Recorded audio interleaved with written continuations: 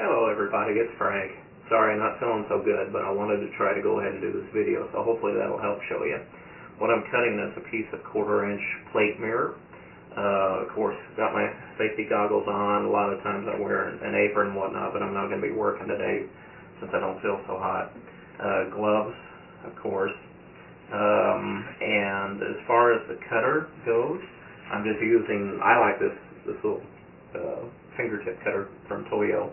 I absolutely love this. This is one of my favorites. Even though it has oil inside of it, I keep it inside of a container that has oil on it. I'll have this to use the tapper on the side of it. I'm going to show you a couple of different ways to actually cut this glass and make the run happen. I'm going to show you how to pop the glass.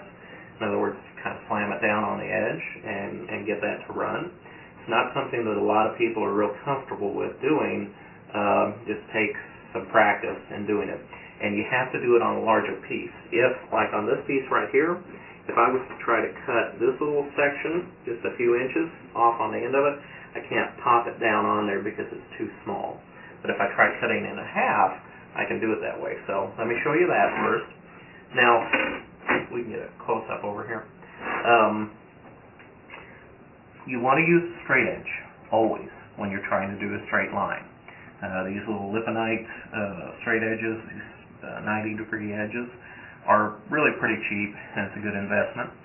When you cut a straight line, do not start from the bottom and push up, because what you're doing is you're pushing into that, and that can cause hesitation and points at which you stop, and then that makes the pressure uneven. You always want to start from the top and work your way down, and that's whether you're cutting a foot or if you're cutting 5 feet. You know, you just reach that far and away you go. I've cut lots of plate mirror, big stuff, and it's always the same technique. Now I'm going to try to be quiet so you guys can actually hear the score. One of the most important things is not to score too heavy. If you score too heavy, the line is fuzzy. You can literally, after you've done that score, it's real fuzzy, you can actually hear little bits of glass popping off of that, making the line real fuzzy. If you hear that, you've scored way too hard. So here I'm going to go ahead and do a score. Put a little bit of oil on the tip to make sure it's oiled up. You want to start at the edge and work down to the other edge. If you stop an inch away, half an inch away, or whatever, especially at the point where you're going to try to start the run, it's not going to work for you. So here we go, and keep a good close listen. Hopefully you'll be able to hear this. I hope the mic picks it up. Right there. Now, if you can try to get a close-up over here, the actual score. I don't know how well that's coming through, guys, but basically, that is what you're seeing there. Really is the oil. That score you barely actually see. That is the proper amount of pressure. Okay, now I'm going to go ahead and pop this one. And basically, what you do is you take it to the edge of your table. It has to be on there well.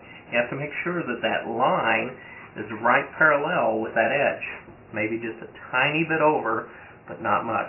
And here we go. Just like that. I made it look easy. It is actually easy, but it just takes practice to get used to actually do it. Now, I'm going to cut this one. Take the strip off of it. Same procedure. Start at the top, work to the bottom, always pull with the pressure against it.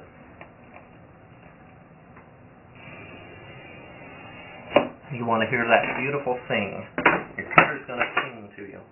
Alright, now, 1/4 inch you can actually do by hand, just like that. I made it look easy. I've done this. I can't tell you how many of these I've cut. A lot. But you can do it by hand. The main thing is when you're doing this, you create a fulcrum point, a point where you're going to pivot that.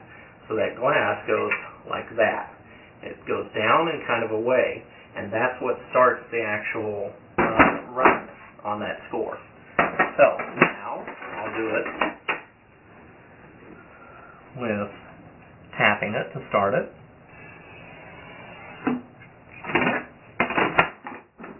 Now, on that, and come over here and get a close-up of this area here. Okay, on that, what I'm doing is I'm tapping just right underneath where that score is. And right there, one tap actually got the score. If you can see it's silvered. Now, I can go like that, and it'll follow it. Okay? There's that way. Now I'm going to show you how to use a fulcrum point to actually do that cut.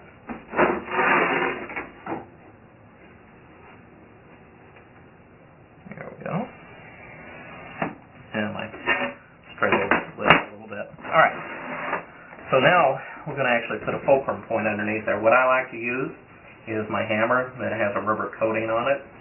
So that will go just barely underneath where the actual score is. The score is right there, so it's in the middle.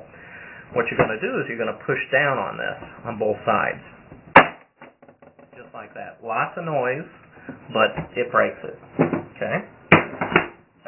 One last thing. I'll show you that curves can be cut in this as well.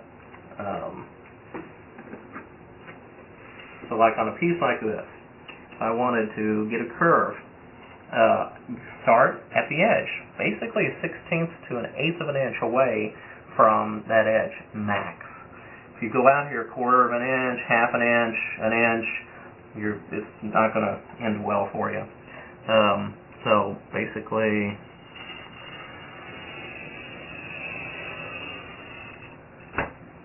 okay, just like so.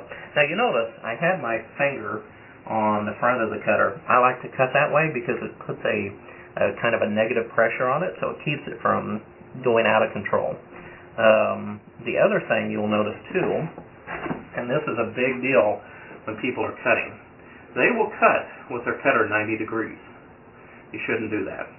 And here's the reason why. When you're coming along, it's really easy on that downward pressure to skip ahead because you're going straight down on it. You don't have the same type of control as you do if you angle it just a little bit, just like this.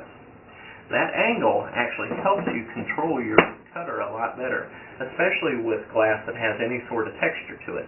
And then putting that finger on the end as you're cutting, which works the same. Here's this one. If I was holding this, I'd be holding it just like a pencil, and I would still have this finger on here when I'm making my cut. So it's the exact same way.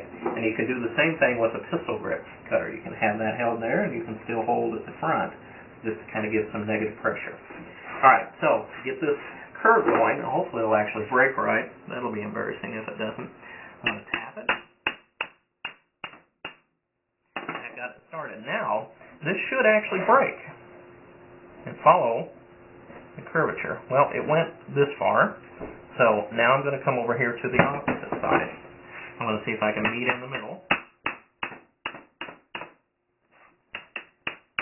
There it is.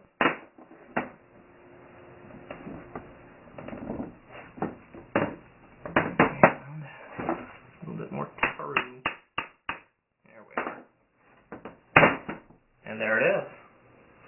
So it actually broke. There's some flaring on the mirror. That's the thing you got to get, it happens. So when you end up grinding it down, I mean, you just got to be real careful. You can go through and you can tap all of it as you go, but it's actually really easy to flare it out even more with those taps. But that's basically it. I hope this has actually helped you.